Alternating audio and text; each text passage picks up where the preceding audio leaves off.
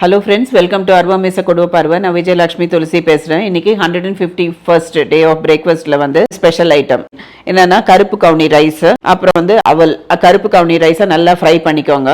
கொஞ்சம் அதுல அவலும் ஆட் பண்ணுங்க. அப்புறம் வந்து முந்திரி, பாதாம் எல்லாமே ரெண்டு பீஸ் எல்லாத்தையும் ஆறுனதுக்கு அப்புறம் மிக்சியில போட்டு ஒரு பவுடர் பண்ணிக்கோங்க. அதுல வந்து நம்ம என்ன பண்ணணும்னா கொஞ்சம் நெய், ஜாகரி, வெல்லம் இருக்கு இல்லையா, அதை போட்டுட்டு நம்ம அதோட கொஞ்சம் மில்க் ஆட் பண்ணிட்டு நல்லா குழக்கட்டை மாதிரி கொஞ்சம் பிசைஞ்சு அதை குழக்கட்டை பதத்துக்கு எடுத்துக்கணும்.